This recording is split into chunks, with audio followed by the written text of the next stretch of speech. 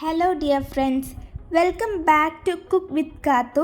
അപ്പോൾ നമ്മൾ ഇന്ന് ഉണ്ടാക്കാൻ പോകുന്ന വളരെ എളുപ്പത്തിൽ തയ്യാറാക്കി എടുക്കാൻ പറ്റിയിട്ടുള്ളൊരു പഴക്കേക്കിൻ്റെ റെസിപ്പി ആയിട്ടാണ്. ഇത് ചില സ്ഥലങ്ങളിൽ ബോണ്ടയെന്നും പറയും.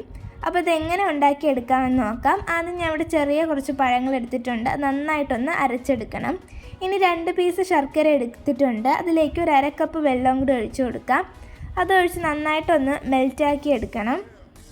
ആ ശർക്കരയൊക്കെ നല്ലതുപോലെ ഒന്ന് ഉരുകി കിട്ടണത് വരെ ഒന്ന് മെൽറ്റ് ചെയ്തെടുക്കണം. അപ്പോൾ ഇതാ ഇവിടെ നന്നായിട്ട് ഉരുകി വന്നിട്ടുണ്ട്. കുറച്ചും കൂടെ ഒന്ന് ഉരുകാണ്ട്, അതും കൂടെ ഒന്ന് നന്നായിട്ട് ഉരുക്കിയെടുക്കാം. കണ്ടില്ലേ?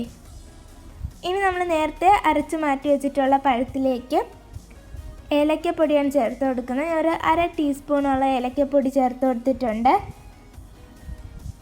ഇനി നമുക്കതിലേക്ക് 1/2 കപ്പ് ഗോതമ്പ് പൊടിയാണ് ഞാൻ ഇവിടെ ഇട്ടിട്ടുള്ളത്. അതും ഇട്ട് കൊടുക്കാം. അതും ചേർത്ത് നന്നായിട്ടൊന്ന് മിക്സാക്കി എടുക്കാം. അപ്പോൾ ആദ്യം ഒന്ന് തിക്കായി ഇരിക്കും.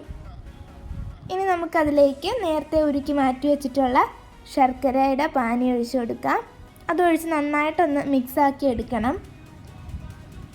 ഇതായിരിക്കണം പരുവം. നമ്മളൊന്ന് കൈ വെച്ചും കൂടെ ഒന്ന് കുഴച്ചെടുക്കണം. ഞാൻ ഇപ്പോൾ ഇവിടെ ഒരു ഇരുമ്പ് ചട്ടിയിൽ വെളിച്ചെണ്ണ ചൂടാക്കാൻ വേണ്ടി വെച്ചിട്ടുണ്ട്.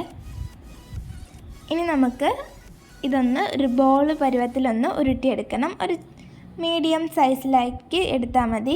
എന്നിട്ട് ആ ചൂടായ എണ്ണയിലേക്ക് ഇട്ടൊന്ന് ഫ്രൈ ചെയ്തെടുക്കാം. തിരിച്ചും മറിച്ചിട്ട് വേവിച്ചെടുക്കണം. അപ്പം കണ്ടില്ലേ, ഒരു ഗോൾഡൻ ബ്രൗൺ കളറൊക്കെ ആകുമ്പോൾ നമുക്ക് എടുക്കാം.